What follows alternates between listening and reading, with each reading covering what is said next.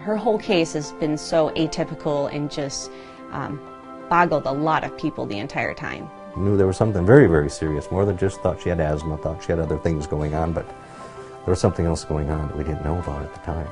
She had gone through the open heart, and she still wasn't better than where she was in the beginning. She wasn't sleeping well, and she said she couldn't breathe, and she looked at me and she says, "You know, I'm going to die today." And I looked at her and said, "No, you're not." I called my work, because I worked at the University of Minnesota ER at the time, and I said, "I'm bringing my mom in, and I'm really concerned." She came to us after her 4th surgery. At that time she weighed 80 pounds, was malnourished. She had her last rites read to her twice. All of her vitals were shutting down. But I drove home from the hospital, walked through the door and just laid down crying. So I said, she'll never walk in the door again.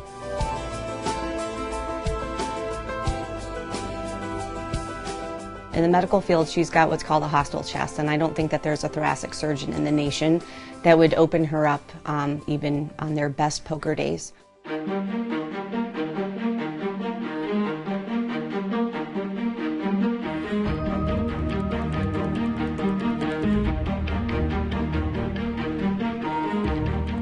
I got a phone call from one of the doctors that said, "I think we found our first TAVR patient." You know, originally they said it wasn't likely that she was going to be even allowed to do it. We showed this case to a lot of people around the country and in Europe and in Canada, and except for one person, they all told us not to do it.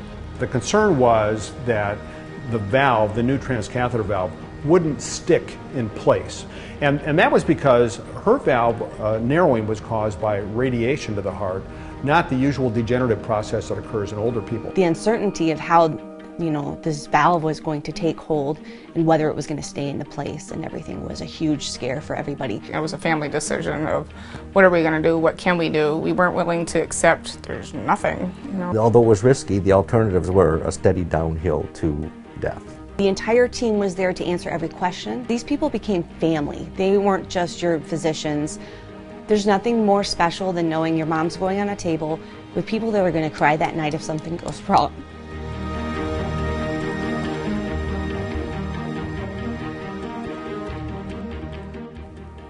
I had heard that she got rolled into the room, and so before she went to sleep, I went to go see her. She's like, "See you on the other side." I said, "Yes, we will." And I did. You did? I did. Yeah. You know, amen to all the medical crew. The end result was another miracle. It was just dead quiet in the room. The doctors had their breath held. I was holding my breath, and I'm like, "Please stick, please stick, please stick." You know what? When that valve got released, everybody held their breath. The balloon came down, and it clearly stuck. And it was a phenomenal feeling. Everybody be like, "Yes!" We were just overjoyed. We were grateful, and we were so thankful. And it was like, why didn't this come out sooner? It was a spectacular feeling with the valve, the new valve in, and it's like, oh, this is what I've been missing. You know, we really, really wanted there to be a big change, and there was. And now you see her and she's just radiant and loving life. Kids, grandkids, lots going on, a life that was waiting out there for her. I have been given a wonderful, God-giving chance to be able to do the things that I want to do. Patty was a very challenging case at that beginning, a very high-risk patient at that time. Had very good outcome, and after that we had done closer to 100 patients now with very good outcome. Not a month goes by without there being something new, something different that constantly improves our outcomes for patients with heart disease. I mean, they always made it very clear that this is today what our options are, but we don't know what next month will even hold, and that just, I think, gave us hope of knowing that they're discovering new stuff. You know, she came to us knowing our expertise, but she is the one who took the risk. She gave that chance to us to take care of her. She has an indomitable spirit, but she just needed to be encouraged that it wasn't futile. They embraced me with the thought that we can help her.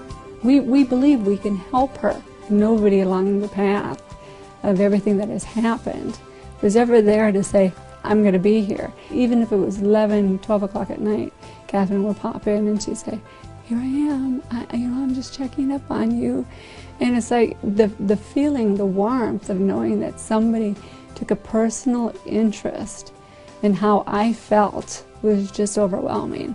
And you made me believe. I mean, there was more hope that I gained out of you than without you. Thanks doesn't begin to even, you can't say enough. There's some amazing people that have done some amazing things. Seeing even the looks on everybody's faces, the doctor's faces, and the whole heart group, that we went one step further than what we had done before. And if I'm able to help them to do that, that's a blessing in itself. It's to know that you can help those that come along. You can keep going on and do more research, more tests. You know, we need the best, and the best is sitting at the University of Minnesota. And I'm grateful to all of them for everything that they've done for me and for getting me to where I am today.